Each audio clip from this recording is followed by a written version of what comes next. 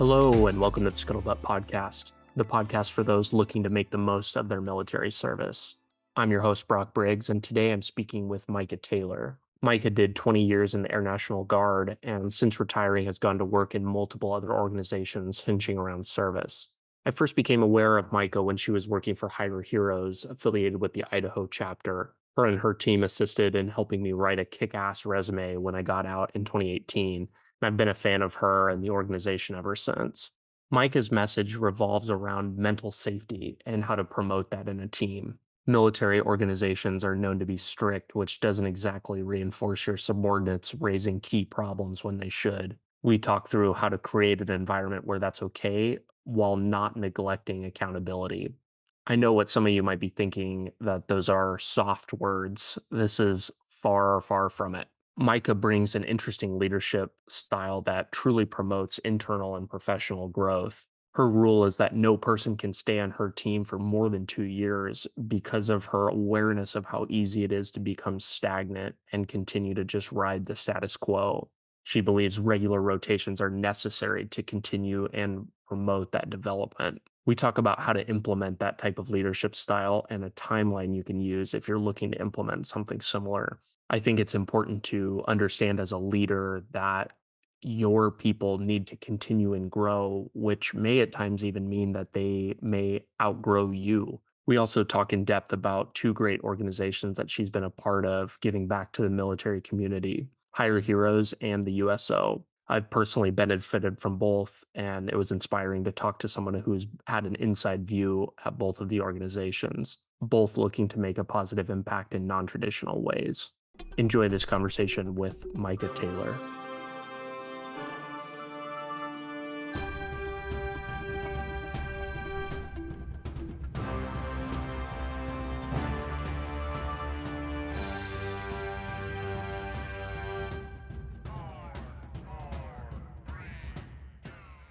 One of my first questions, you're saying that you were in the Guard your entire career, and that 20 some years, that's a long time to be spending doing anything.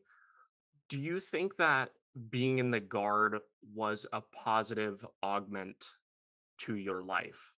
Oh yeah. Oh, absolutely. So, my whole family is in the military, right? So my dad is retired Air Force. My mom was Air Force and actually retired as a command chief in Montana at the Guard there.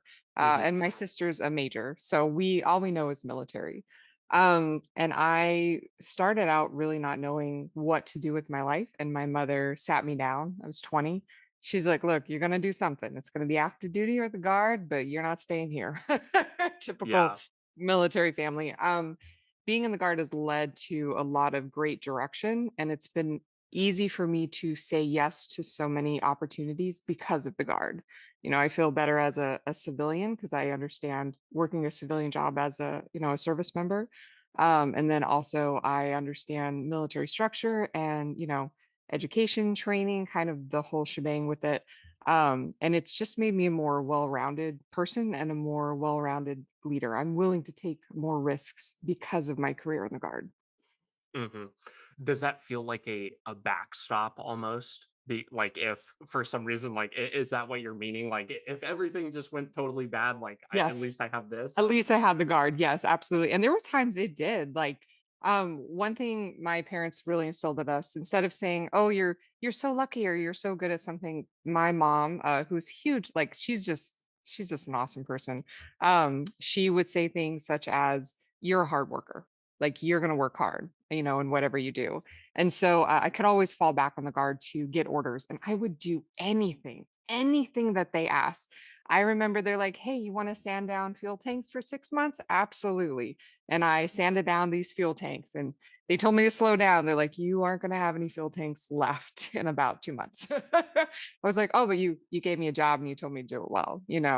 I remember that with I was sanding down fuel tanks and 9/11 happened and they put, a helmet on my head and put me at the front of the door and they're like, "Hey, you're checking IDs." And I'm like, "All right." And the concept of what I had joined, because I'd only been in for a few months, really kind of started to, hit me then.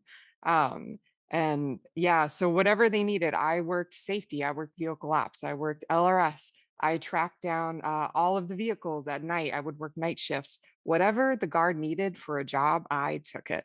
And I'm so glad I did because all of those skills work. Like, I just know it now. I'm like, oh, yeah, I know where you're at. I know what you're doing. And having those little traits really add up all of those job skills. It was awesome. I loved being in the guard. Yeah, it was great.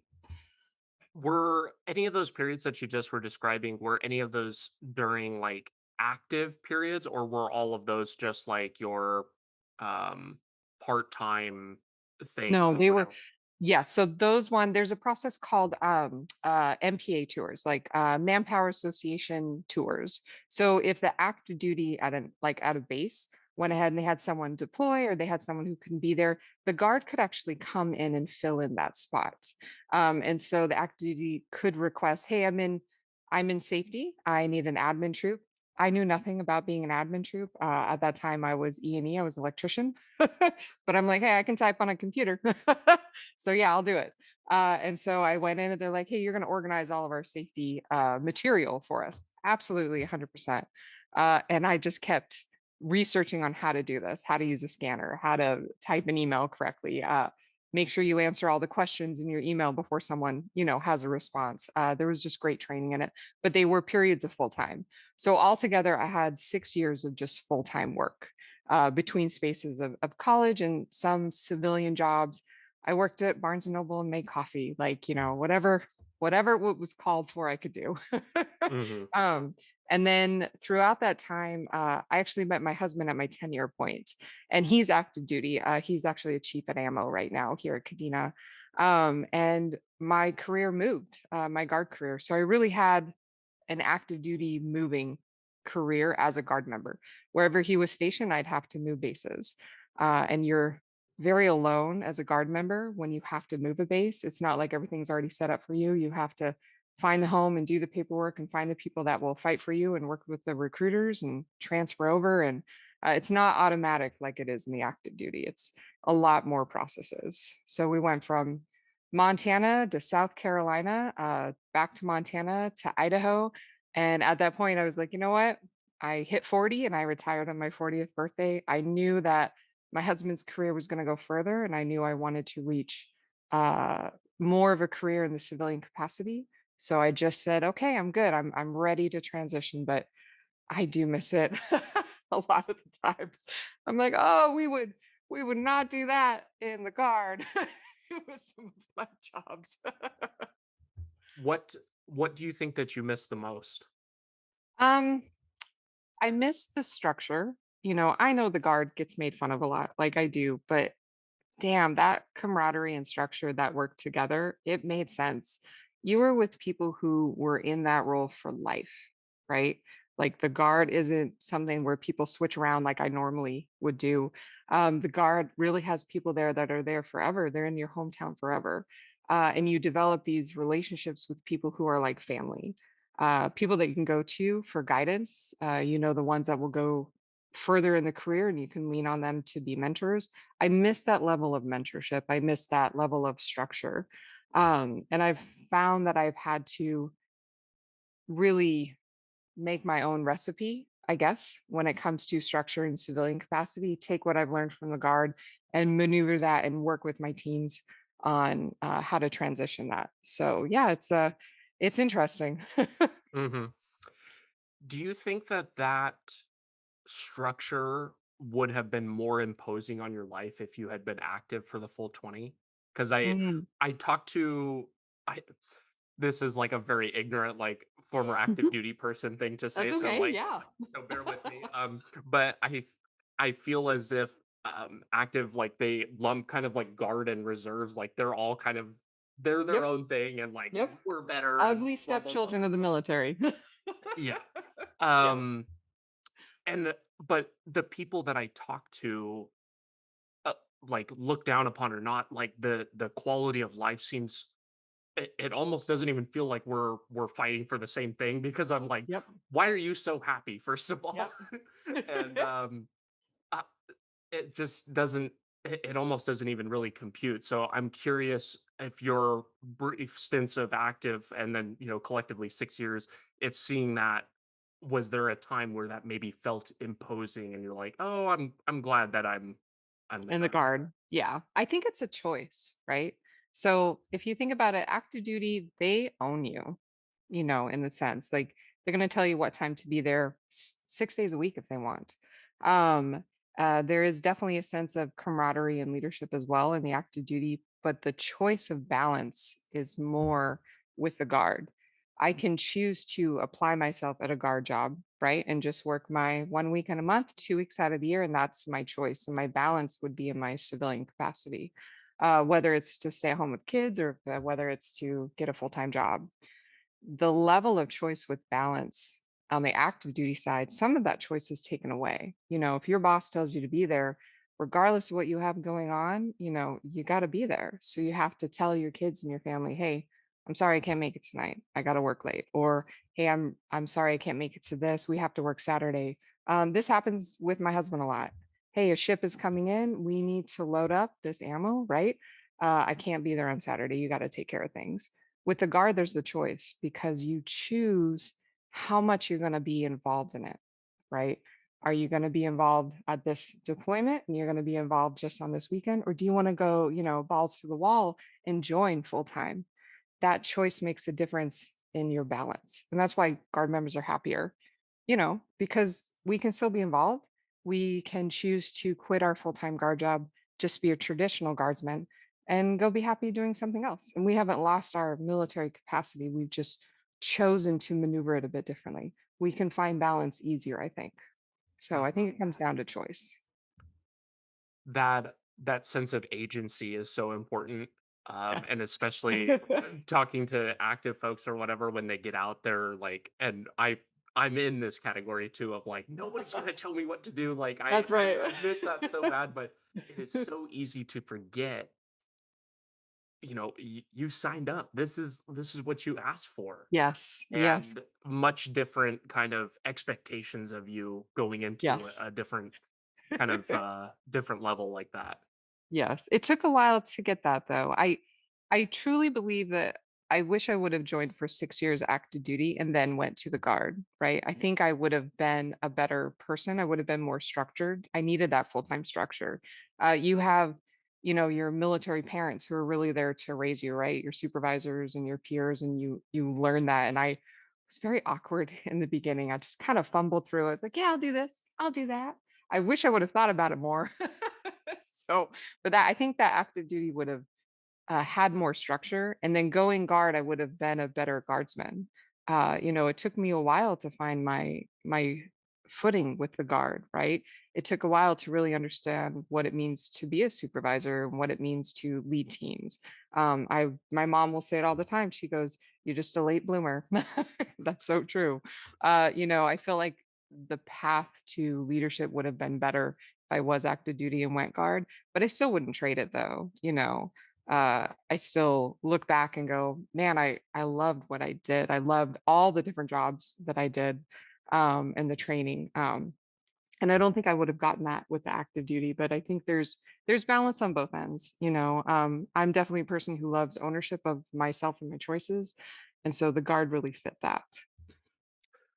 You talked about being stationed somewhere for very long periods of time, and you Mhm. have the chance to build that connection and that rapport with your leaders and really kind of develop a long-term relationship.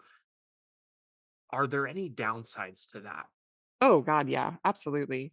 Um, there's nepotism, which can happen. I've seen people be hired based on relationships rather than doing the job. I've seen people be promoted because someone says, "Well, they've been that rank for a while. Why don't we promote them?" And it's not based on the actions of the person. It's based on relationship and sympathy that that person just couldn't get promoted.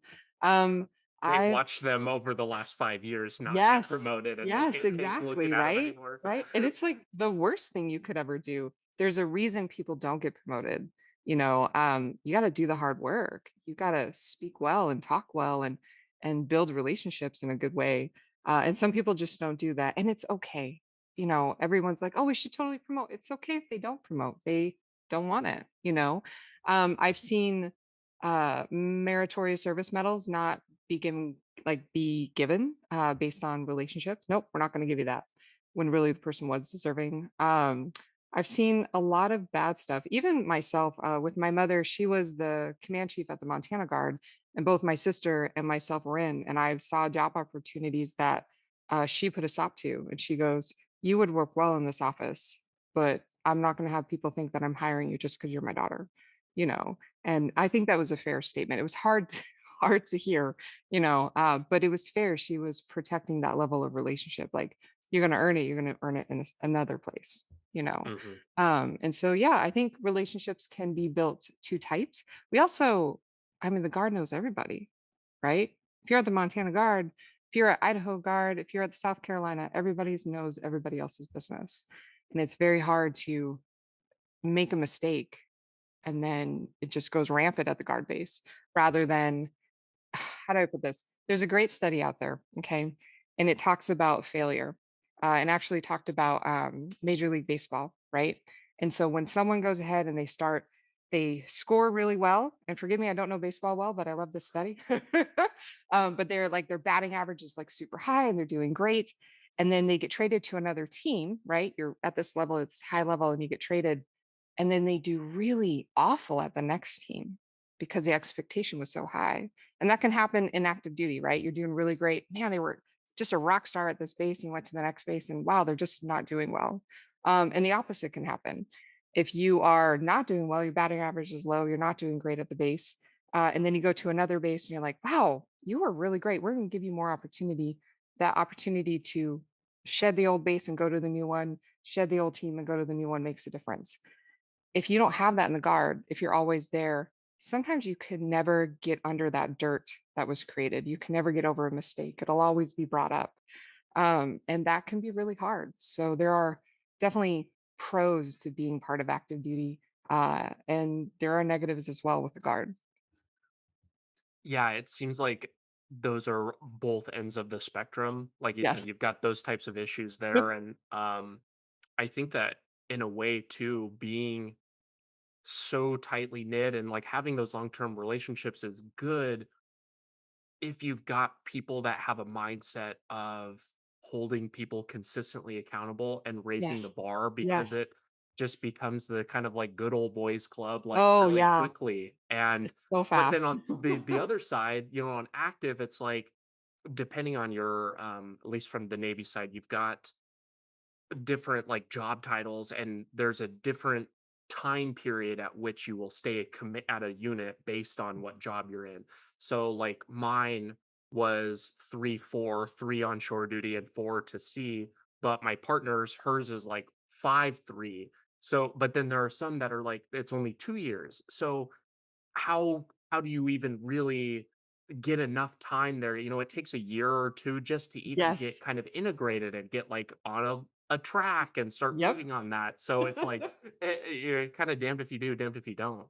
Yes, absolutely. I think I wish they would do more personality testing to see what would be the best fit, of what you should go into as far as like guard, reserve, active duty, coast guard, like what I do believe everybody should serve. I do. Like 100%, like 2 years in something, some sort of public service, something out there, right? Like I think it makes you a better person, citizen, and you give back better. Um but yeah, it really just depends on on what works. I mean, I've met active duty people. I'm like, man, you should have been in the guard. You would have done great because you were not doing well here. And then I've met guard people who were like, why aren't we doing this better? I'm like, yeah, you should probably be in the active duty. Like you need more structure and more, you need this every day. Mm. Um, so and I hear you. I mean, even in Okinawa, I mean, I've been with the USO for a little over a year and I'm still learning my job. Like it takes a while and then you leave and you're like, wow, I was just getting good. It's like the last 5 years of your career. You're really good those last 5 years, and then you're done. What do I do with this? Mhm. Well, and I think that there's such a tendency to kind of coast on Mm. past accomplishments. It is very easy Oh once yeah. you've like performed at like some high level or whatever, and we need those high achievers, but it's it's just this love hate relationship with DOD, I guess, as a whole is like, we care about what you're doing today and Yeah. not, that's great. Thank you. But Yes. we also Yeah. need you to continue to do that. Yes, absolutely. I You feel that. uh you mentioned personality tests. Is that something that you're really into or know a lot about? I am. I'm more into like mental safety in teams, right? Like this psychological safety in teams. And what I found, my background is in organizational psychology, so human resource psychology. And what I found is that if people are mentally safe, right? If people are put in a spot where they should flourish based on these tests, they're going to do better rather than struggling like, why am I here, what am I doing, like, let's help people do better faster, rather than putting them through struggle and then they're like, why didn't I find this, so yeah, I like personality testing. It's not 100%, there's no test that's going to be 100% on you, but dang, if it can give you guidance and where to go, heck yeah, right? Like, why would I go left when I can go right and be happier? Let's be happy. Yeah. Well, I'd love to spend some time on that if you're Yeah, interested. absolutely, yeah, go right ahead. When you talk about being mentally safe, is that are my immediate first thought is like Maslow's hierarchy. Like, are we talking Yeah, like that type of safety where it's like kind of. physical? No, it's more so people, how do I put this? So psychological safety is really your risk factor in a team, right? So if I tell you an idea, okay, like I'm gonna go out tonight and I'm gonna go hunt snakes, right? That's what I'm thinking in my head. I am not, I hate snakes, by the way. We just have a lot here. So don't take that literally. um, but if I feel safe enough mentally in a conversation, I would feel okay telling you this. Now, the risk factor may be you saying, are you nuts? They're poisonous and you're afraid of snakes, right? But I would feel okay with your response. If you are not mentally safe in a team, you're not going to bring up those small issues, those concerns, because you are fearing that someone's going to have reciprocity. They're going to say something to make you feel stupid and shameful. So why would you bring it up? I'm very passionate about being mentally safe in a team and growing a mentally safe team because people have great ideas. Now, not every idea is great, right? We all know this. We've all rolled our eyes at a meeting like, oh God, here we go. But for the most part, if people bring up ideas and they feel safe enough, they're going to bring up more ideas that includes concerns and after action reports. They're going to tell you, hey, I don't think this is a great idea. And it doesn't matter the rank in the room and it doesn't matter where they were at that risk before, they know they feel safe enough to bring it up, you know. And creating teams like that, that is the baseline to really kick ass teams. Like that is the baseline for people to grow. It's not the smartest people in the room, it's the safest people, like how you make your team feel. And I want really good teams. I want to grow good teams. So if I'm able to create that space where they can bring up stuff and they can bring up issues and we can talk about it as a team, that's when I know we've hit the right point. And someone can call me out on things. If I'm leading a team, they're like, hey, I don't feel that's a good idea and that doesn't represent us well. Thank you for calling that out. And my teams call me out on that all the time. We have meetings in the morning and they're like, hey, that doesn't represent the USO well, or this is where I see us leading our mission, or this is what I feel we should do here. We all bring in our ideas regardless of the position in the company. It's a really great concept and it works well. That's how you should start teams. It's mental safety first and then working on other things. How do you as a leader create a mentally safe space, as you're calling it, like through a military perspective? Mhm. Because that's I don't know how Hard. many times like you don't need like you said, you don't need the most intelligent people, like, and Yes. even the people who are closest to something, they know the problems with it.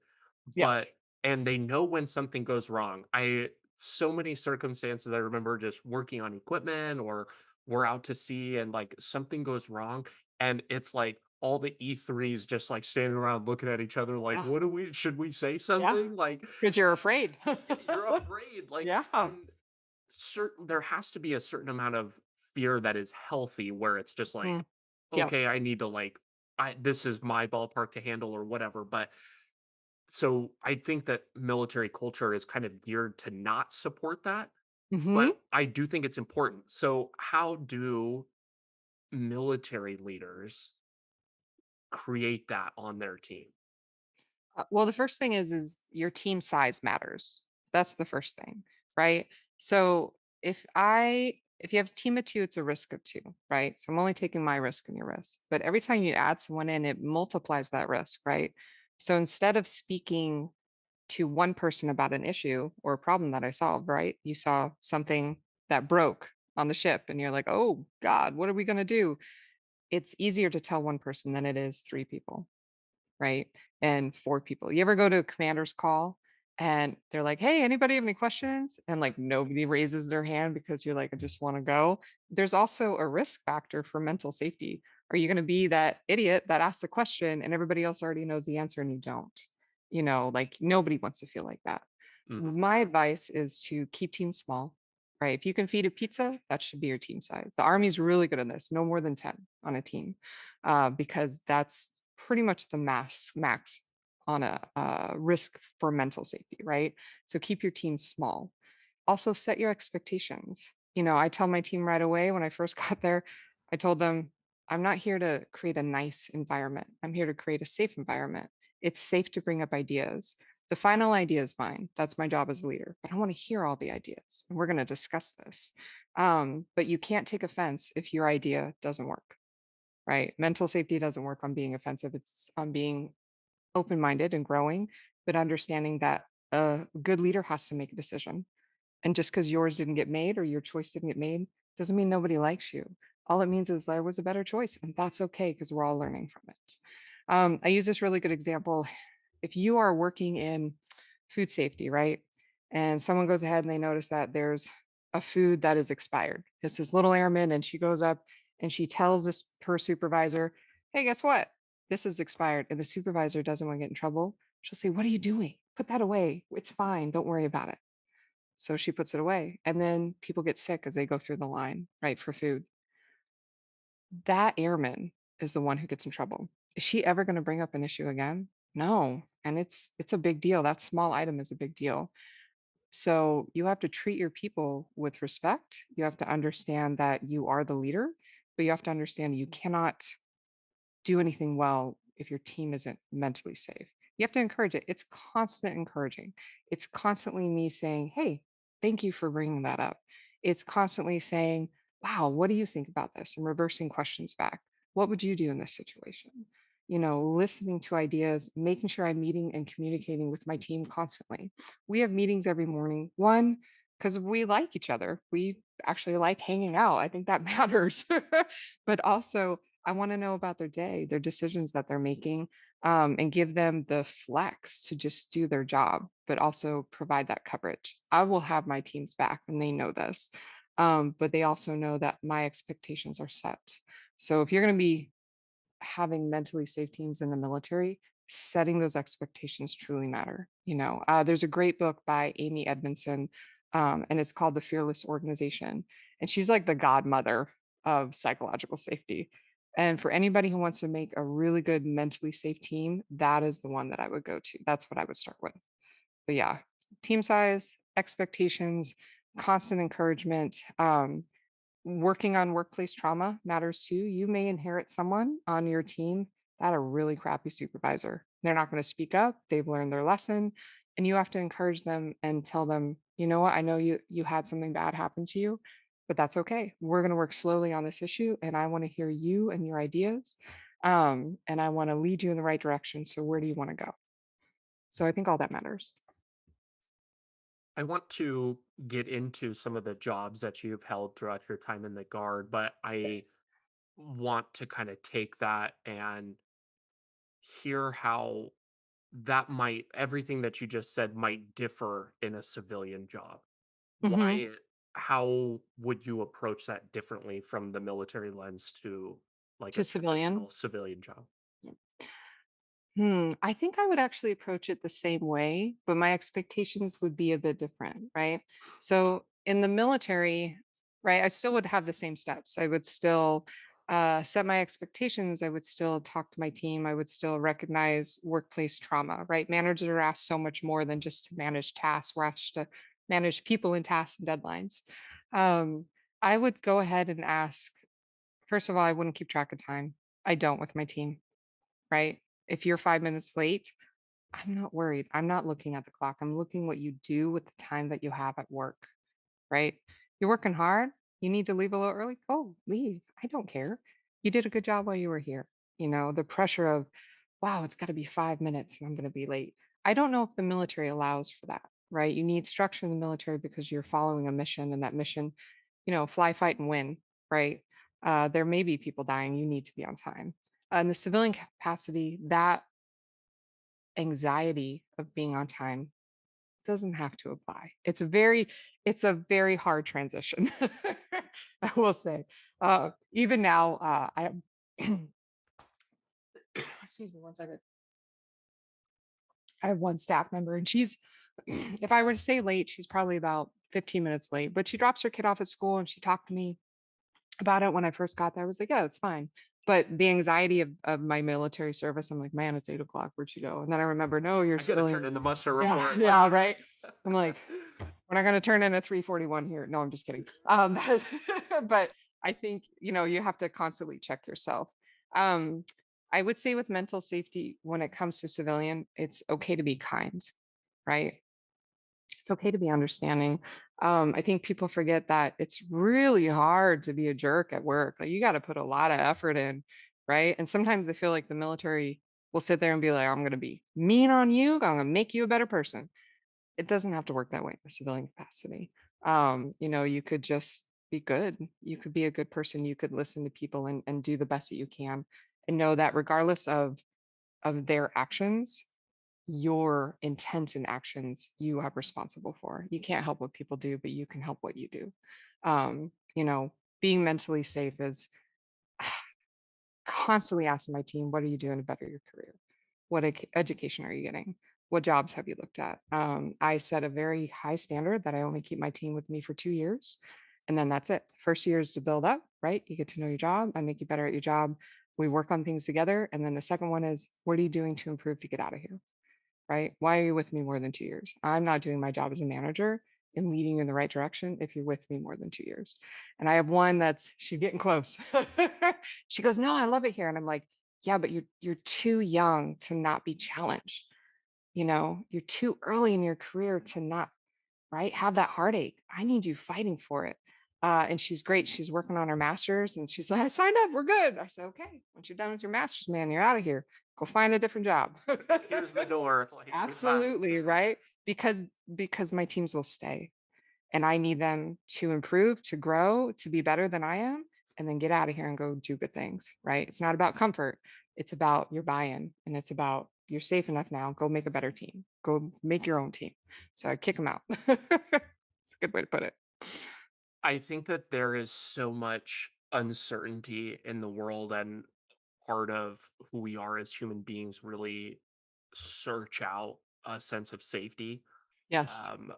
And the military, I've really been wrestling with this idea of um, a lot of people talking about coming on the podcast or whatever. I'm like, this is not an anti-military podcast in any way, but a lot of Oh times yeah. I'm like, oh, you should get out. Like, this is probably not for you.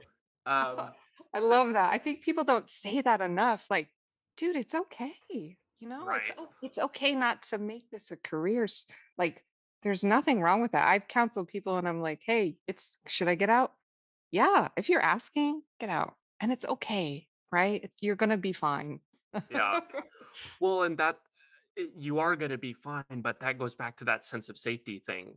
There's a quote, I am going to butcher the quote, and I don't even remember who it's from, but like as something to the effect of like the only thing more dangerous than like lethal drugs is like a salary, every two Yes. week paycheck, and Yes. it's so bad, and it fosters a lot of people who are I don't know, just kind of want to coast. And Yep. there's a lot of the whole kind of military retirement thing kind of like rests on that too of like, oh, if I can just make it to 20, then, it'll be fine. It's like, okay, then what? Like, Yeah, uh, absolutely. Like you need to work on yourself. I think yeah, being familiar with something is not safety, right?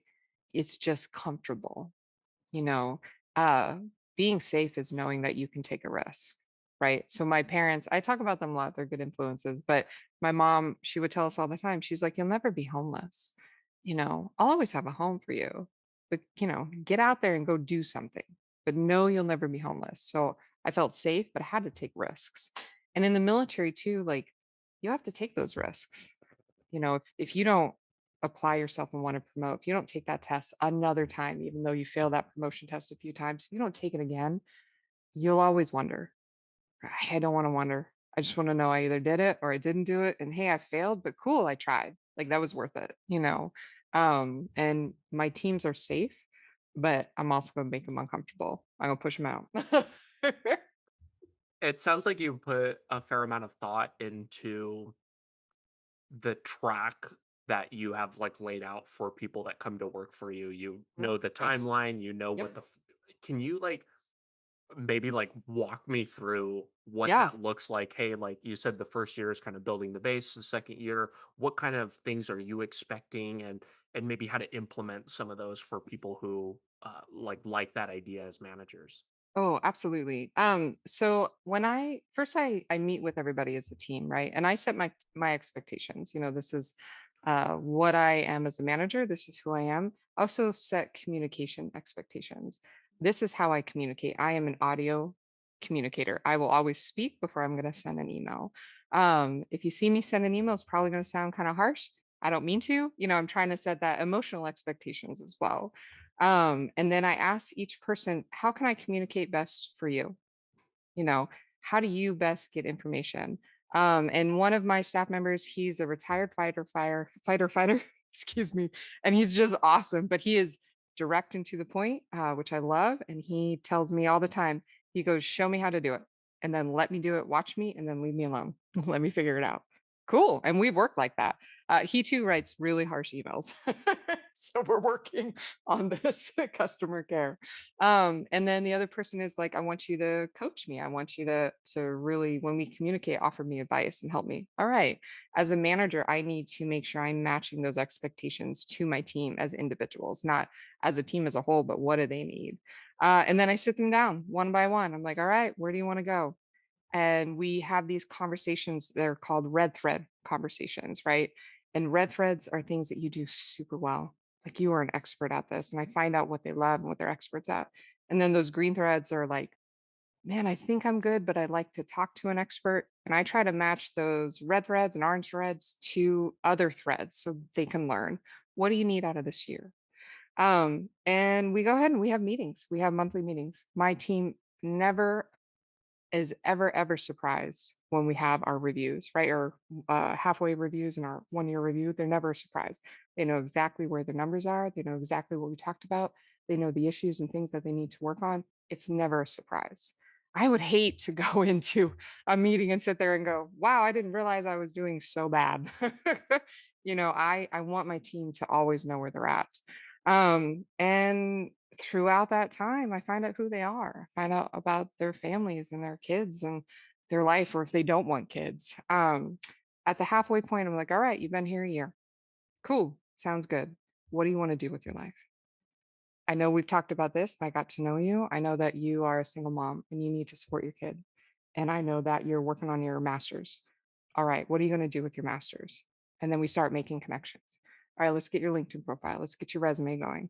What certifications do you need? What connections do I need to make to help you pursue this? What letters of recommendation do I need to write?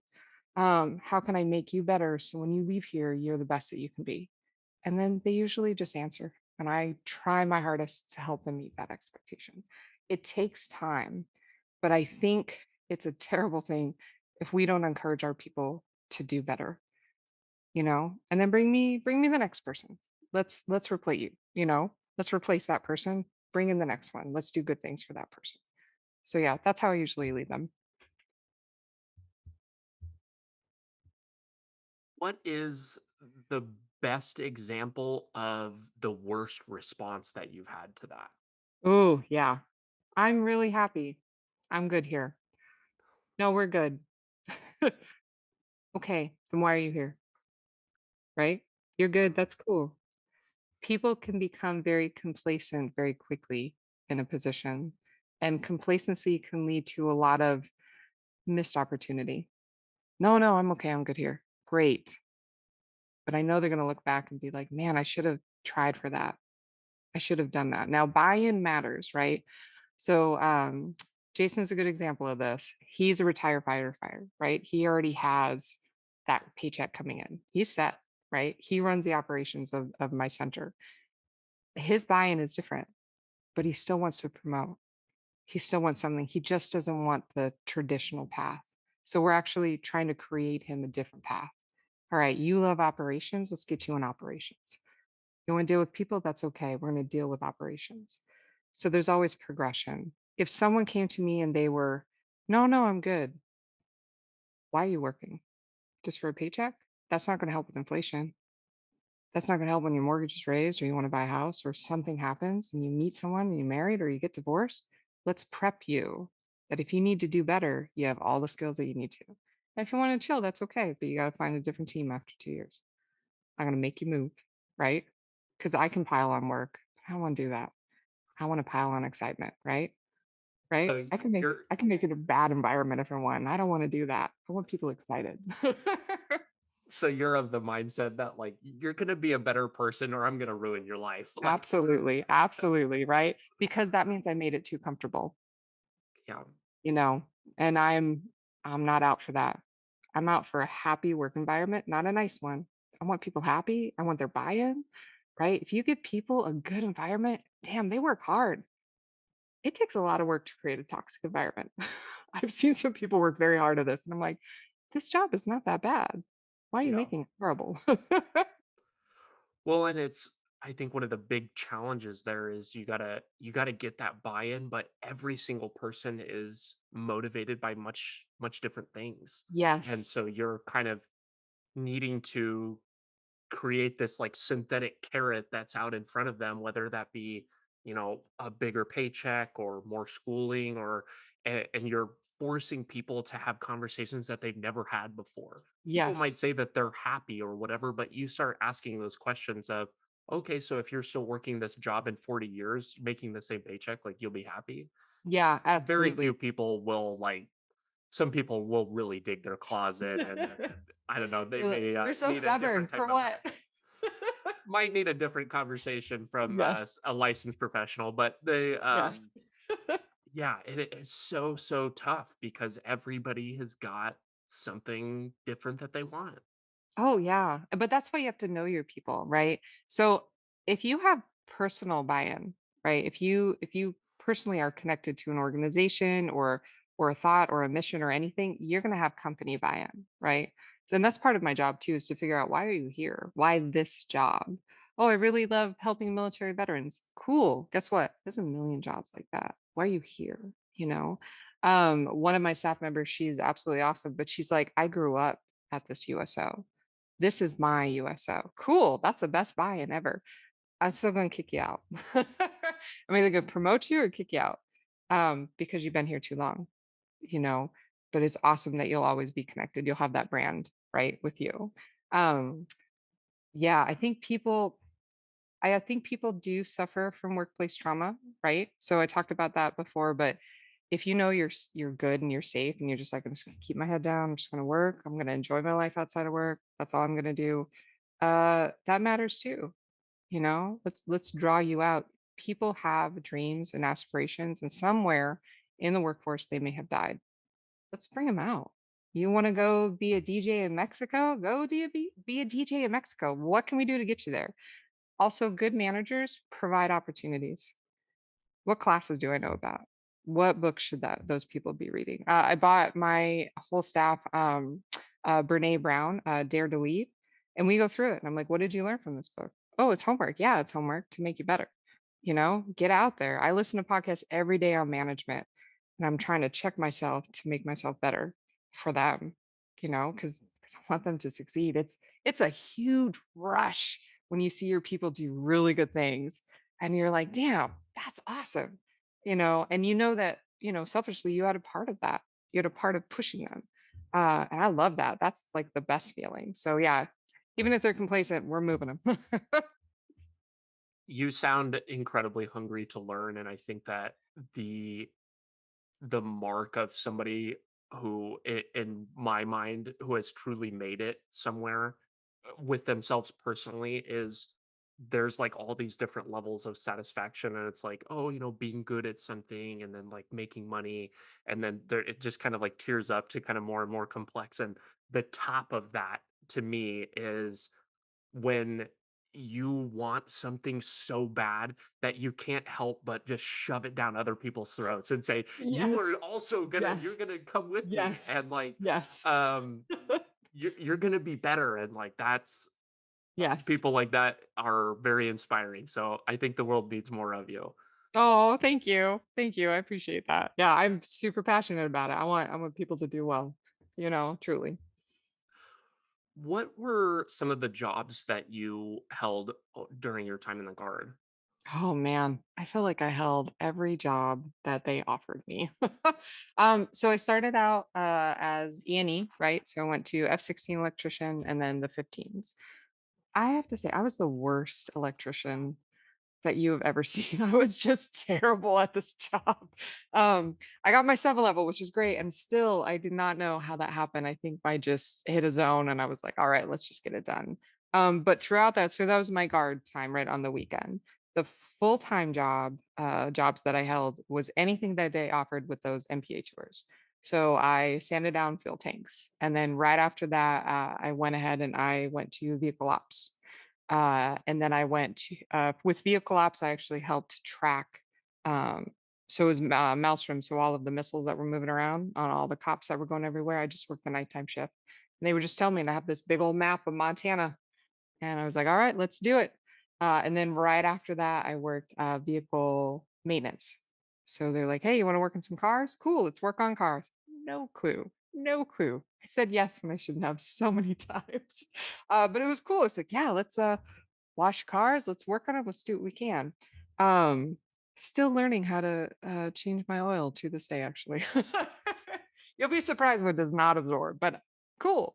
Um, and then after that, I worked for LRS and I did all the training records for LRS, right? And I had a great mentor there, and I cannot remember his name, and I'm so sorry, but man, he was a cool civilian, very strict. He just trained me right. He's like, you will do it like this. Okay, cool. Finally, let's go. And he trained me correctly. And then I went to safety and I worked admin, right, for safety and actually met my husband there, which was awesome. At that point, I knew that I would never progress in my shop more. Like I just knew that, I had hit staff sergeant and that was it. And I said, okay. And then I went ahead and applied to go to base education training to be a unit training manager. So got that, went to tech school, came back and did orders as a UTM for a while, a good couple of years, and then went to South Carolina and I got a job with maintenance training manager, and then I got a full time job with them.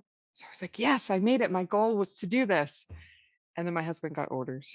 I was like, of course, cool. Been here like 6 months. Excellent, awesome. Um, so he went and he left for a year to Diego Garcia. He got to go to his great island. And I have to say, every time I called, he was like, man, it's been a terrible day. I had to go fishing. I was like, feel so bad for you. Sounds like you're struggling. Oh, yeah. I was like, you should struggle more. We're married and I'm here with your kid. um, and then I worked base education in there and then went to Montana and I worked FSS as their UTM. And then I went ahead and we went to Idaho and I actually worked FSS as their UTM as well. And then went to base education and training. So I kind of went all over, which was awesome. Like I just got very exposed to different types of people and problem solving situations, learned how to deal with different personalities. You would think that one guard base to the next guard base in the same career field would be the same, but it's not. Like people, just like active duty, one base does one thing one way, and we do it here this way, and you're like, wow, this is okay, and you just have to learn this new rhythm all over again. Mhm. Yeah, it was a lot of jobs. That is a handful of jobs and lots of moving around. Yes. What do you think you spent a lot of time in kind of like the training and like education sector? What do you think are your observations from your time doing that? takeaways, areas of improvement that the Ooh, military's really messed up on? so many, so many. Um, there has to be a better way to track records. Sometimes old school is best, right? Paper Sometimes, copies. right, paper copies. I think the military went to too many different systems, and also the training of the systems matter, right? Like the military is the worst internet in the world. Like, what is this? What are we doing here? And it would break down so many times. And when you pause training for paperwork, right? It can cause a delay in that learning process. So people are like, yeah, let's get this. I'm going to teach you this. And then we're going to write it down. And the writing down process stops. Everything else kind of stops because you forget and you're like, well, we'll get to it tomorrow. But then you don't because the job happens. You got to do more. If we just were at paper, I think we would be fine. Did pencil whipping happen? Absolutely. I've got so many people pencil whipping records. Did it make a difference in the mission?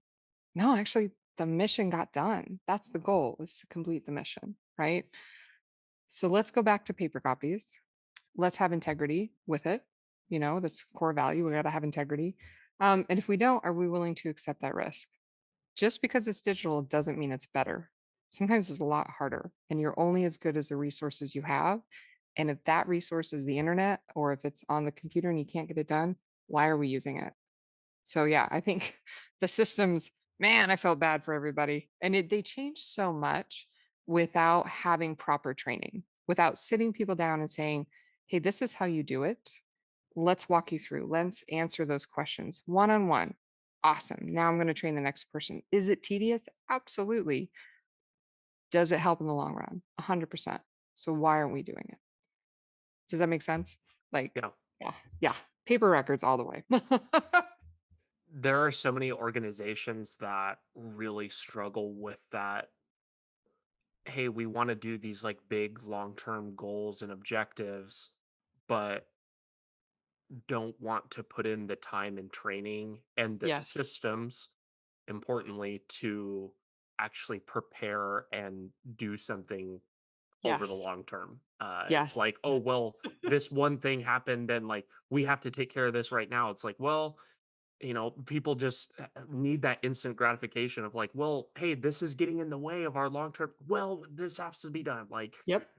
Yep. Somebody wants a win somewhere, but they're not thinking of it, right? Sometimes it comes down to leadership too. Like, oh man, I made that decision. Wow, it was a really terrible decision that you made to create this program. Um, I do think that if we step back, took time to train, and then like, why are we using our phones for training records if you want to do something like that?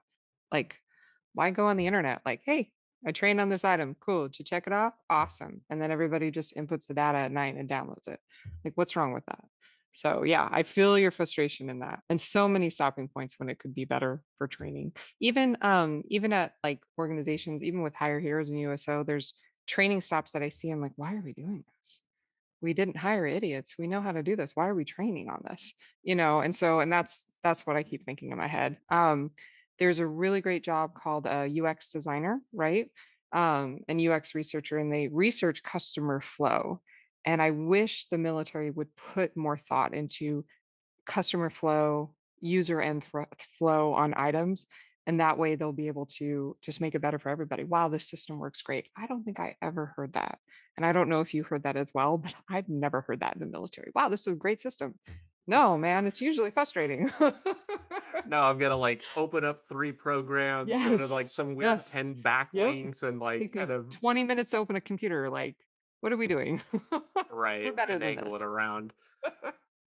There, especially in the tech world, there's this coming wave of like automation of Yep. really simple tasks. And the other day I kind of heard this.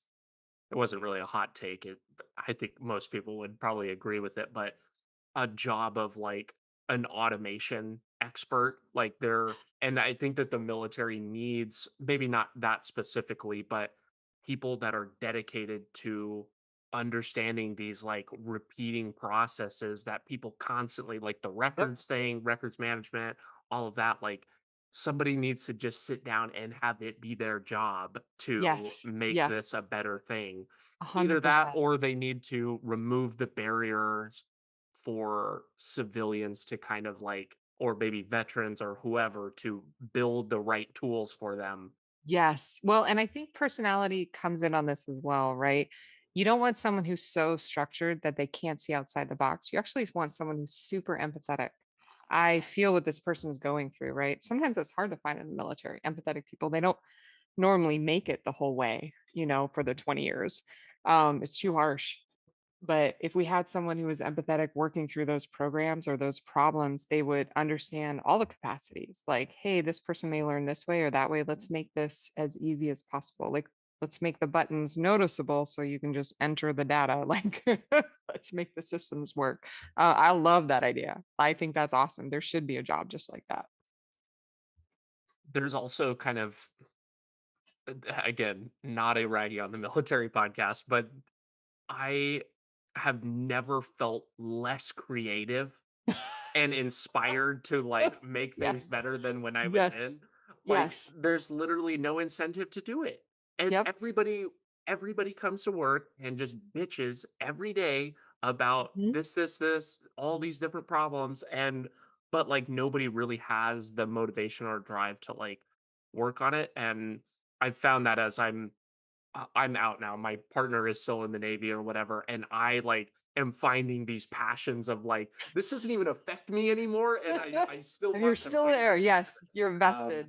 Like But that can come to safety too. Like that can come to mental safety. Like if I bring up an issue, is it being heard? Right? Or is mhm. everybody bitching and moaning about it? So sorry I didn't mean to interrupt you, but yeah, that's No, no, what it no. reminds me of. So I want to hear about your time with Hire Heroes and then mhm, now the USO. I think that the segue there would be, when did you know it was time to call it? to call it good. Um, when I stopped caring, and I mean that very genuinely. When I stood back and I was okay watching the whole thing burn, like just to be really blunt, I was like, I just don't care. The building could burn to the ground. I care about the people, but the job could burn to the ground, and I wouldn't shed a tear. And like I went home and I was like, oh, okay. That's it. Because my buy-in was gone. Still love the people, right? But people are everywhere. Just because I left a job doesn't mean the people are gone. Especially in the guard, we all know each other. But I was like, okay, I have no more buy-in. I have no more passion for this. I've done everything I can do, and I have nothing more to give. But I have things to give somewhere else, but Mhm. not here. And that's so hard to call it because you question yourself. You're like, why are you quitting? And then you go back and you're like, I'm not quitting, I'm retiring. You know, like it's two different things. Right. um, and it was really hard. And I just was like, I know, like this is enough. Yeah.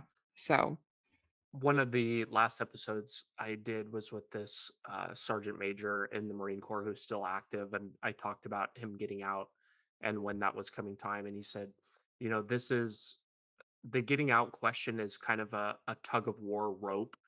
And he's like, you've got your family and like desire to do other things, and then you've got the desire to just to be in it, and it's yeah. this rope. And he's like, for me, he's like, It's taut right now. Like it's about even, but it's starting to kind of Yep. like, starting to feel that. And I think that far too much, it is not a decision that's evaluated every day. Like the contracts are so long, and then it kind of creates a sense of, well, just if I had a nickel for every time I heard, well, 10 years, you're halfway there. Like, just give up the Oh, it's next. such Oh, oh it's the that line. worst.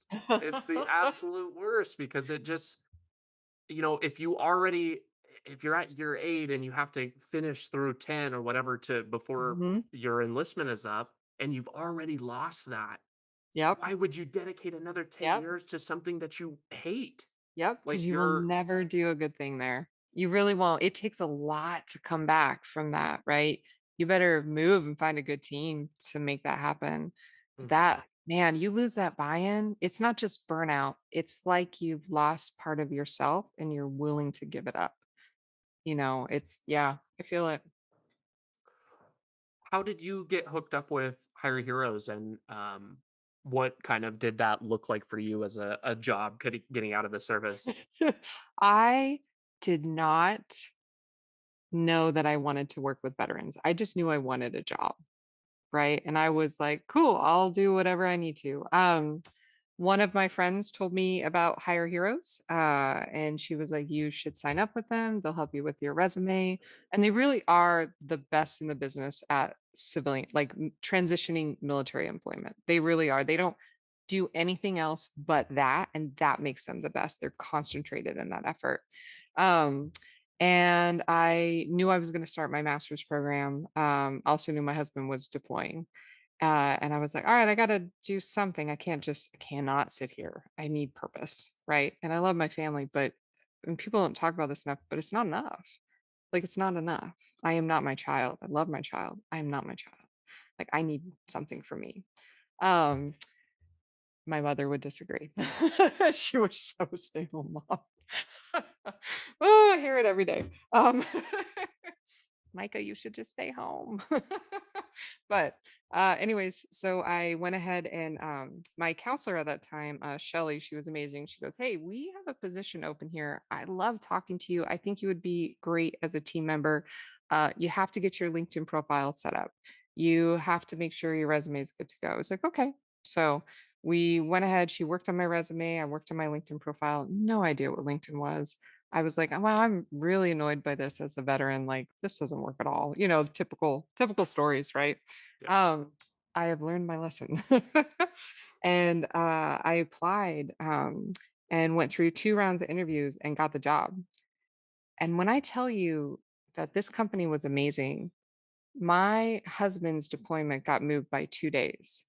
And I was supposed to go ahead and start on a Tuesday, and he was leaving on a Thursday. And I called up my boss, was like, hey, is there any way I could start on this Thursday? Like, I just need to get him there and I can start. And the president of it, Christopher Plant, who's absolutely amazing, he actually works for the USO now. He was like, give her the time. Like, hadn't even started yet. They're like, no, we get it. Like, we don't support our own. So on the same day that my husband deployed, I started a new job and I started my master's program. It just happened to land on the same day. That was a lot. Like, That's a that was big lot. day. I was like, oh God. Okay. um, but sometimes you have grit, right? I just bit down. I was like, all right, we're gonna do it. We're gonna learn all this stuff right now. Not because like, oh, it's exciting, because I had to. There was no other choice. I had to do this. I had to have the job. I had to take care of the kid. I had to take care of the house, and I had to do my master's. It just happened to be at that same time, but I had to do it all. And I loved my time there. Man, I learned so much about civilian relationships and how they are very similar to the military as far as camaraderie, but how they are very different on expectations. Um, and then I also was able to promote there. I remember walking in and everybody had left. Like, I had no teammates there. I had no manager. I walked in, nobody was there. Everything was out of the office, and I was like, except for our desk, and I go, well, something happened.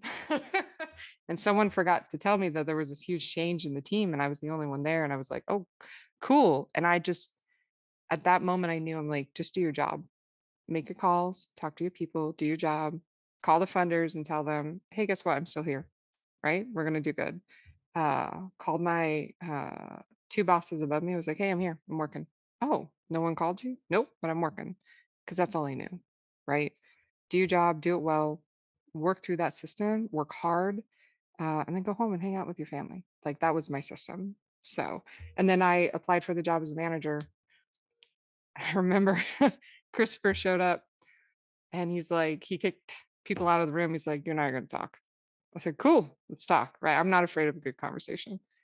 And he's like, I heard you applied for the job. I said, you damn right I did. And he goes, why? I said, because I know I can lead good teams. I know this. And he goes, does the funder want you? I said, probably not. He's like, why? Because I'm not a guy. I know that. Absolutely. But I'm telling you, I can run a good team. And he says, okay. And that was it. I got a phone call a couple days later. All right, you got it. Oh, shit.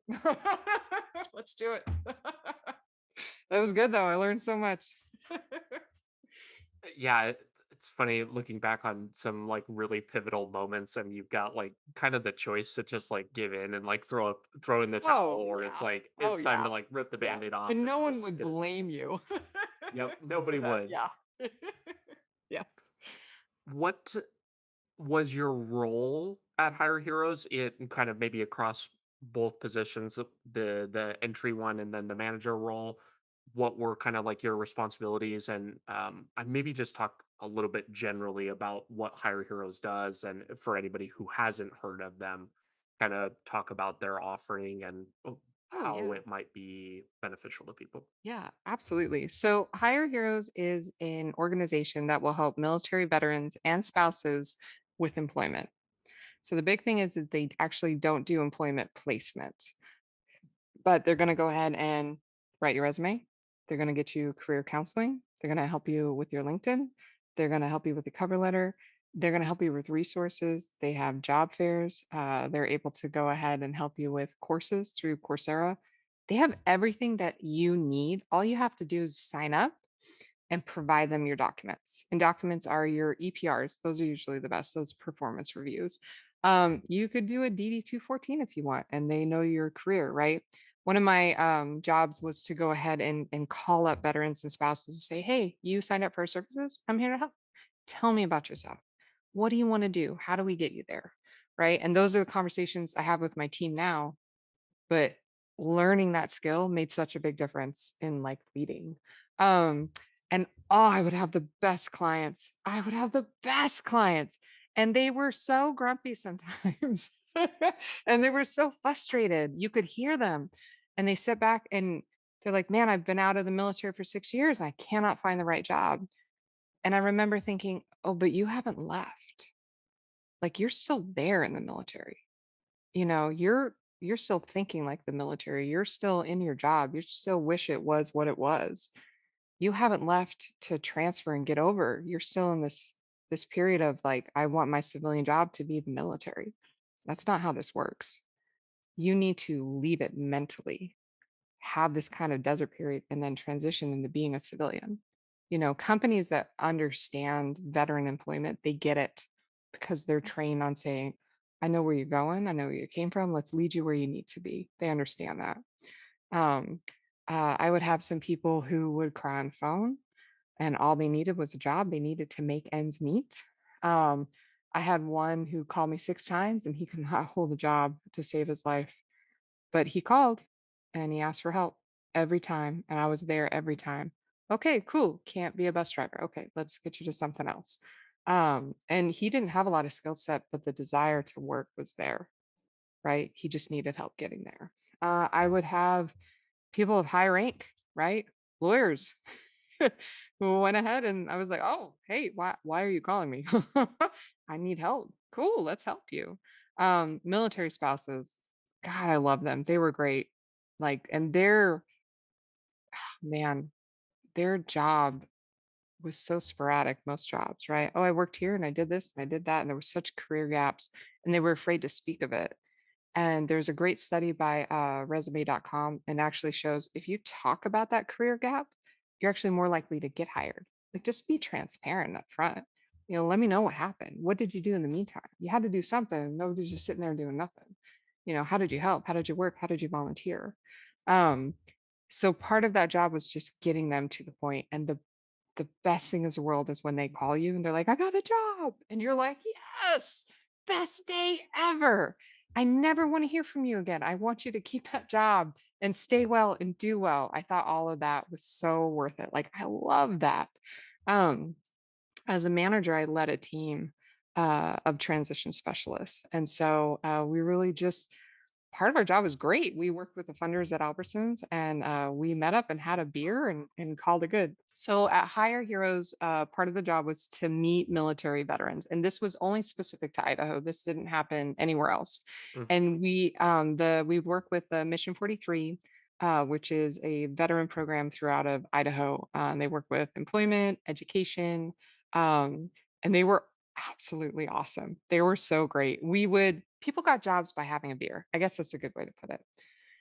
I remember my team and I, we would sit there, we'd have like resumes, right, with us just in case.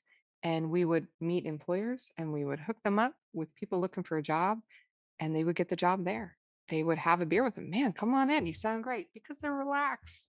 And you see the personality, it's different than a job interview. That's how people should get jobs. So that's what we did. We helped people all day long, and it was fantastic. And I loved that job and that company. Everybody should work for that company. Like, they just did what they did, and they did such a great job, and they still do a great job. You said that when you got out, you didn't really necessarily have the big passion to No. give back to the veteran community, and I sympathize with that because I when I got out, I was kind of in a similar vein and very ready to just like put my time behind me Mhm. and take come with open arms to whatever was next. Kind of roundaboutly came back to this. That's my story though. That's a completely different tangent. What was it that brought you kind of back to that, and what kind of realizations have you had about getting plugged back in with the military community even afterwards? And I guess what has that done for you? So I think I'm not a person who relies on passion to drive me. It kind of passion comes at the end, right? I really am a person who relies on a breadcrumb, right? Oh, here, try this. Okay, cool. This will lead somewhere else. So I have these small breadcrumbs. And getting into the veteran space, there wasn't a thought of helping veterans. It really was, I just needed a job.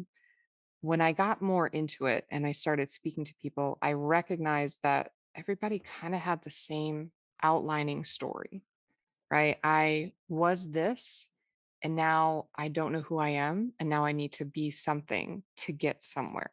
I thought it was really funny, whenever I would talk to veterans who were in for 20 years or more. They were like, well, in high school, I did this, or my job did this. And they would kind of forget their whole career happened. It wasn't, oh, I went through this in the military. It was, well, I kind of always wanted to be this in high school. Dude, you're not in high school anymore. You had a whole career. Translating that career mattered, because I started to see people as these, not as heroes, but as just amazing people who did their job, right? They just needed help in putting the words in it. They needed the civilians speak. Also, they needed to understand that veterans don't have jobs for veterans. It sounds so great. It sounds like this great dream, right? Hey, he was in the military and he's going to give me a job. Doesn't work like that. Civilians have jobs. You have to make civilian connections, and the military community is so tight, right? You could put all your friends in your hand. I'm willing to bet four of them are going to be veterans. Sometimes it's just so tight. You have to branch out and understand that civilians are the ones that are creating these large companies, and they hire veterans, and that's great, but you've got to make civilian friends. You can't just like veterans on LinkedIn. You have to like other people with other jobs. You have to reach out. I call them coffee conversations, and I would lead my clients this way. I'm like, all right, I want you to reach out to 20 people on LinkedIn who have the job that you want, and I want you to ask for mentorship from them. I'm willing to bet they're going to reach back out, because people love to talk about themselves and they want to be admired in that way. Reach into that. And when that job opens up at that company, you should be the first one they think of, because you've created this relationship and this mentorship, but you got to start it. And they may know nothing about the military community, but you're so much more than just this. You have so much more to give. And it that all of that just led into really just helping people. And that was the passion. And the end result made a difference. Seeing people get a job was great. Seeing people struggle hurt. Like, damn, I don't want to see anybody struggle, but I want to see you do well. All right, where can we go? How are we pivoting? It became into a passion for veterans after hearing individual stories. Mhm. I think that that really proves out the point that you don't really you mentioned that the passion comes later, and there's this book, I think it's called How to Fail at Everything and Still Win Big by Scott Adams, but he Yes. talks about how passion you're passionate about what you're good at. Yeah. It's not Yep. like, "Oh, well, follow your passion," or whatever. It's like, Yep. that's Nope. bullshit. Like, it's just you're Yes. gonna naturally gravitate towards what you're good at. Of course you're Yep. Those passionate about red it. threads, right? Those red threads you're doing. Yep. You love kind of the feeling good moment, and I love what you said there too about,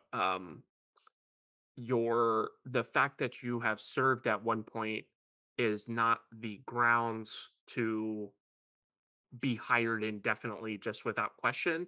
Yep. That is one additional data point to your employer that proves out or disproves your ability to do the job. Yep. And you can add that onto the very long list of active duty lies that are told to you about, oh, Oh, you're a veteran, 100%. you're going to get hired on the You'll be spot. Like, great. Yeah, absolutely. I don't think they do a good enough job in training people when they're leaving how hard it is to get a job, right? I very hard. think, yes. And I also don't think they give them the right resources. They give them the same resources, but there's like, we're so lucky as military members to have so many resources out there. Like, so many people want to help veterans, but you got to know what you're looking for, right? And so, and knowing that there's camaraderie in the people that are also looking makes a big difference. You're not alone in your job search. It is hard though, right? You got to advocate for yourself. We have a really great story of an E9, and he was out of work for 2 years, right? E9. And when we met him, he came to a federal employment seminar that we were doing, and he was just done. He was done. He was ready to take a job as a janitor, but there's nothing wrong at. But he had so much more skill to give. And Nicole, she was one of our transition specialists. She goes, "Nope, you're Army. I'm Army. I'm going to help you." Right? Right. There's this camaraderie in service. Mhm. And she did. And man, now he's like one of the directors for human resources for like the veterans. Yeah, veterans for uh, one of them. I'll have to remember, but he's doing so well. And he said that moment just changed his life. Like Nicole fought for him. You know, service members may give each other a bunch of crap for like Marines or Army or whatever, but damn, we'll help each other. Absolutely. So, but it really matters. Like, you have to recognize a struggle. You got to know it's going to be a fight. You may put in 50 applications and get nothing back. Okay, where do you need to adjust? Like, it, you have to fight for your career after the military, and that's okay, but be prepped and be ready. Reach out to higher heroes. Seriously, they help a lot. So, which is good. Yeah, I can vouch for that. Yes. I think his name was Zach. Oh my Uh, God, I love Zach. He was one of my staff members. Oh, I he love Zach. that dude wrote me a hell of a resume. Like, God, I love he's such a good leader too. Like, and that man can dress. Let me tell you, you can tell he's a Marine, right? He just everything was sharp about him. God, I love Zach. That is awesome. That is awesome. I'm so happy you got to work with him. He is awesome. Yes. yeah, well, I'm glad that I should have put it together that you guys were at least knew each other. But yeah, he was fantastic. I follow him on LinkedIn now, and Oh yeah. Oh, and he's shout out to killing Zach.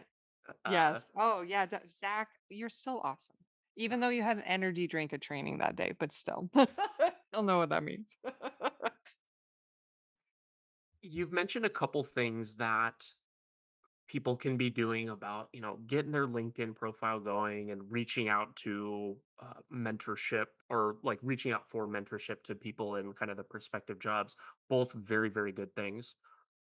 What are the less talked about things that you saw that were the most influential, and how can people go about doing them, and when should they start doing them? Oh yes. All right. If you're going to be a lifer, you got to start thinking about your career at the 10-year point, right? What do you need to do for education, for skills, for the job that you want? My advice at that point is to look at the jobs on LinkedIn, even at the 5-year point, and say, okay, I want this job. What do I need to do to get there? And highlight those skills and then aim for that. That's the long term. At about a 2-year point, you better start networking. You have to talk to people who are not veterans. You have to. Mhm. Um, and what I find is that those events that Mission 43 did they created a camaraderie as far as people would talk to each other. Oh, I know this guy. I know that guy.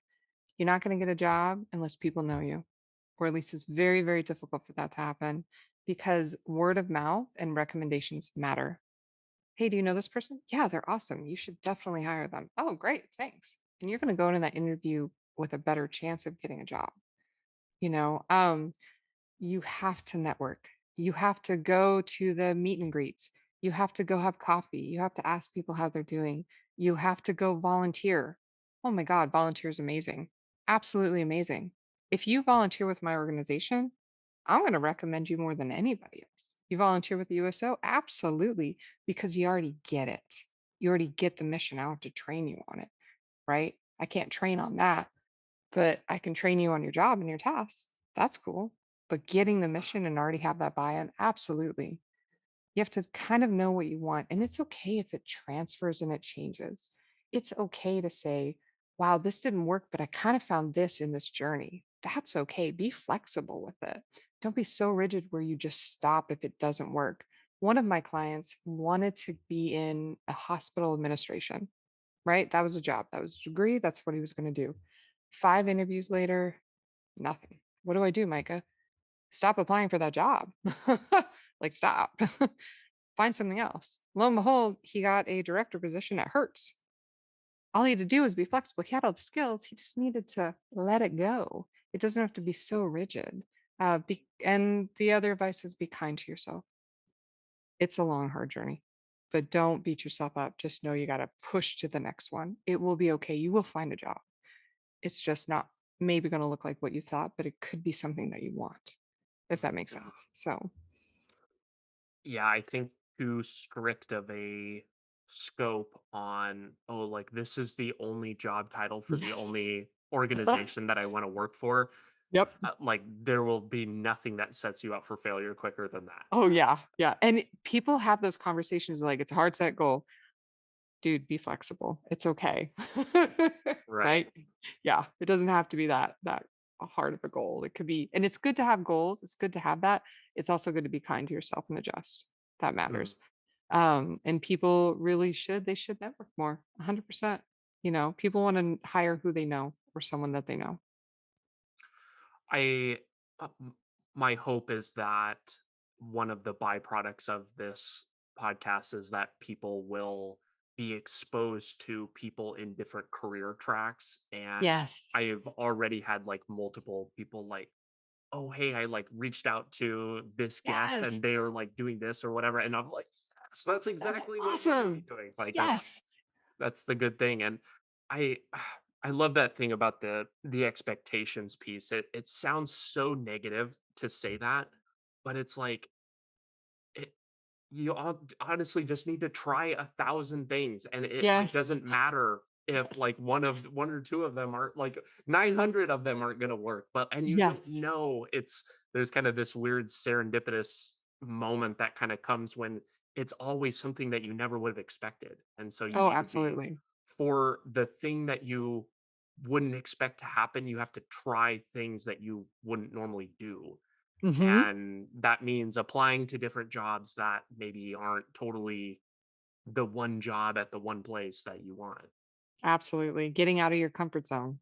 You have to do it. Yeah, and it's so scary. It's so scary. Like when you're like, "Oh man, am I gonna fail?" Yeah, you're gonna fail. And guess what's okay? It's Right. okay. Like you're gonna learn from that more than you will succeeding. It's cool to fail. Keep failing. You know, you'll find your path. People always do, you know? It'll happen.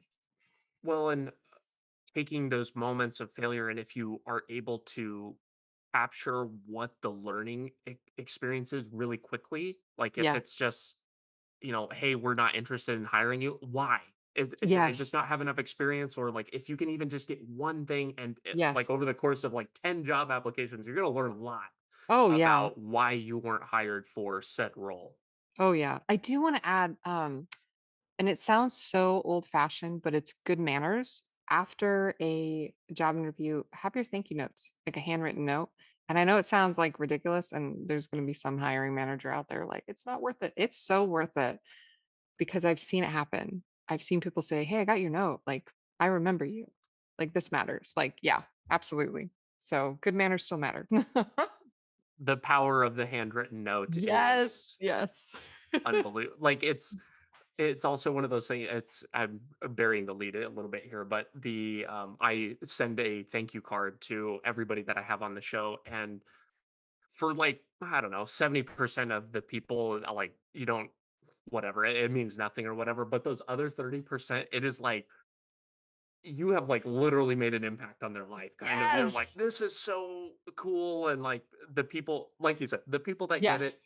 get it. I get it. And those are the people you're gonna work for anyways. Like it shows that level of like leadership. You're like, oh yeah, I have kept every thank you note from every client I ever got an email, like a handwritten note on saying thank you for helping me with my career. I still have those. I have them in my office now. Like Yeah. it matters. I look at those when I'm having a bad day. I'm like, am I doing a good job? You're like, yeah, I can do a good job. Got that kind of like testament to Yes. You're like, your all right, you're not track crazy. record. What did you learn at Hire Heroes that you've maybe been able to take with you to the USO, kind of giving back to the military community, but in a little bit of a different way? I think connection is probably the best thing, right? So most people want a good connection. They want to feel good when they've entered a place. They want a place to feel like home. They want a good conversation. The conversations I had at Higher Heroes and the leadership that I had was able to, it really was instilled in me to have good customer care. And the active duty personnel that I deal with and their families as well, they want the same thing. They want a home. They want a home away from home. I remember walking into USO Cadena when I first got there and I was like, oh, something's off. Like the energy in here is off. Not to sound like a hippie, but you know, when you walk in a place and you're like, dude, I don't know if this is right. And it felt really weird. And later I was looking, I'm like, oh, we need a friendly atmosphere. It feels very sterile. So I almost immediately, and I have a good rule that I normally stick to that I don't change things for 60 days because I want to know people and how processes work. And I really want, but I was like, nope, we got to change things. The feeling matters. And we moved all the furniture around and we moved the desks around and we moved where the food was placed to make it more accessible and the snacks. And we had people at front who were greeting and we had music playing. And even today I had classic rock going on, and the TVs were on and we put all the games that were shoved in a corner in a cabinet for the kids and we pulled out all the games. Um, and the place was better, right? Because the conversation was better, the feeling was better. And when you walk in, you're not selling anything. It's just a home. The same with Higher Heroes. You're not selling anything. Someone reached out to you for help and you're helping people. Although that first conversation, I would admit, always sounds like a little sales call. It's not. Like when Zach called you up, you're like, who are you again? you I know, don't want to buy whatever it is that you absolutely. have. No, no, we're good. And you have to fight for that conversation. You're like, no, you contacted me. Oh, okay. Right. When people come in my center, there's heart there. And my staff is amazing, right? They're like, hey, how can we help you? Like, what do you need? And people are like, oh, I just need to use a computer. Cool, grab a drink. Welcome home.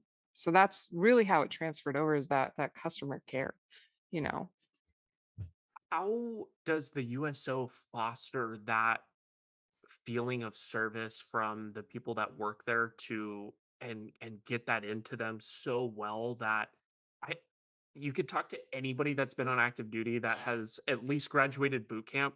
Everybody's been to a USO and everybody has a story about like some 87-year-old woman that like Yep. cooked them a hot dog at Yep. 3 in the morning and it just Absolutely. like Yes. totally changed their life. It did. It made their day. Food is powerful. Food is so powerful. You could have the crappiest day ever, but if your mom or dad or whoever took care of you made you like a hot bowl of soup or made you, I don't know, mac and cheese because you were only allowed it like on a special occasion or something, you're like, oh man, it's the best day ever because it's fulfilling emotionally, right? The USO works because they get the simple connections that people need when they were at home, right? You need a good TV, you need a comfy couch, but you also need people to say hi. People that don't just see you in the uniform, they just see you who you are, right? Hey, you look hungry, man. Let's feed you. Oh, okay. Also, there are a lot of families. We have thing we call it Wiener Wednesdays. And I can't believe I got away with that, but we feed hot dogs every Wednesday. I was like, oh, cool. We're gonna try this and see if I get fired. So we have this hot dog program, and I have a mom of 6 kids, and she comes in, and this feeds her family, and she makes herself really comfy. All the kids take up this huge, like the family room, we call it, and they all sit down, and we have coloring crayons out for them, and they color. And she's got this little baby, and she goes, "Hey, how are you?" And she greets us by name, and the kids smile, and I fist pump them, and they're having a great time. They're eating their hot dogs, and they will be USO fans for life, right? They will have the buy-in for life because we're feeding them. Um, Food makes a difference. There's one of the centers, so there's 6 centers on island, right? One of the centers does Taco Tuesday, and she is sold out, and we don't sell anything. 200 people in like 40 minutes. And it's these young Marines who just want to break from work, and they just want a good meal, and they come to the USO, and they sit there and they have a taco, and they're so nice and so respectful and like, yes, ma'am, and all this. And you just see them and they just loosen up because work's tough, Yeah. right? And they're just there and they can breathe because they can breathe at home. That's what we do. So yeah, and my staff is amazing at it. I mean, we throw harassment, don't get me wrong. If Marine comes in, I'm like, "You want some crayons?" But they throw it right back, and it's awesome because that's what you're supposed to do. You're supposed to play and have fun, and I think we forget in organizations that fun is essential. Like, I have fun with my staff. We are laughing and joking, and I've been up since 4 o'clock in the morning at the center this morning, since 5 o'clock, moving furniture and pushing offices around. And I had 25 commanders come in for their commander offsite in my building, and we brought them donuts and coffee. And then I had people come in to use the computers, and we're still moving furniture around, and my volunteers are coming in. And then we had to rush and go get the mail. And then there was a problem at the terminal because I covered the pack terminal here at Kadena, and we had to go fix that. And we came back, and there were 8 birthday cakes to deliver. So we had to go do that. Then we came back, and there were 30 cases of water we had to go get and bring it back because the commanders were going through my water so fast, and that's in a day, and that's by 5:30. And I still have emails to answer and a budget to do, and direct my staff and make sure they're doing okay, make sure the volunteers are able to close the center. And we bought in a Pac-Man machine, and it's just fun. We just have fun. I am tired, but it's a really good tired. Like, we have a blast at the USO. So yeah, it's good. Long answer for that one. That like feeling you only get when you have just like completely exhausted yourself mentally and Absolutely. physically, but you know that it was all like going Oh towards yeah. something good. Yes, 100%. Yes, absolutely. The feeling that happens when we arrive somewhere and we do a morale event, or we even bring in a birthday cake, and even though these dudes are very embarrassed, and they're like, "Oh God, mom, why'd you buy me a cake? And we got to sing you." It's so much fun. Like, it's so much fun. And the moms, Lord help me, the mothers will call and be like, "Did you get a picture of my son?" "Yes, ma'am, we did." "Oh, good. I'm very afraid." I had one call me on Monday or last Monday. She was like, "I'm afraid I'm gonna miss his birthday, and he's never been there, and he's away from home." And I promise to all the moms out there ordering these cakes, they feel it too. They feel it too, these kids. But they're still very embarrassed that they have to have cake and everybody singing happy birthday, but it's awesome. Right. I'm gonna get off track here for just a second, but I had like this nightmare flying experience, and I had been routed to like 3 or 4 airports, had been traveling for like 2.5 days trying to get home due to like all this weather stuff or whatever. I finally am like in like a puddle jump from home. I'm going from Seattle to Boise, and somehow like something happens on the last flight and it get delayed or whatever. Have to stay one last night in the airport or whatever. And I'm like, man, I wonder if I was in at the time. Wonder if they have like a USO. Go up there, and it was just like this older woman gives me a hot dog, and I was just like, "Can I like sleep on?" And she's like, "We've got a bed for you," and like Absolutely. literally gave me like a thing to brush my teeth, and it brought me to tears. I was like, "This is like I can't handle this. This is Yes. like yeah." There's so much power in that, and that's cool. What a powerful mission to be serving. Oh, absolutely. And it's the small things. It's not a big thing. It's a small thing. It's a bed, it's a toothbrush, it's a meal, but it makes a big impact. And Yeah. that's what, like, it totally rocks with it. This is normally something that if I'm going to ask, I start out with, but I think that now might be an interesting time to ask it is what have you learned throughout your service, higher heroes, maybe even the USO specifically about what your personal mission is? That's a good question. I think I wanna I wanna lead managers and train them how to make good teams, right? I want everybody at work to feel so safe and happy that they actually like being at work. And I want balance with it, right? I want good work out of people and I want them to go home and have a good life. But I don't want people to sit there and think they have to create a hard, toxic environment to get work done. That's not how it happens. People work better when they're happy. Work better when they're having fun. I want people to love work and know that work isn't everything. So yeah, I want to lead managers and lead teams to know that that is absolutely possible with the right training. Like you can totally have that. And there's nothing wrong with wanting that. Yeah, that's my foresight. That's my passion. Yeah. I think that if we've learned anything listening to you chat today, it's very plain to me to see that that's happening. Like Yeah. some of the stories of the people that you're talking about, it's like Yep. that's Yeah. happening. So Yeah. good for I'm you. excited for them. Yeah. Thank you. Yeah. It's I wasn't a good boss in the beginning when I was learning how to lead. I was like, oh, I gotta lead my predecessors. And one day I think I just woke up and I was like, why is this so hard? Because I'm making it hard. It doesn't have to be hard. It can be fun, like and I loosened up a lot. Still setting expectations and stuff like that, but we have fun, which is good. You need that every once in a while. Yeah. Life's a little too serious. Yeah, right. We were moving offices today because I got us a grant to get a kitchen.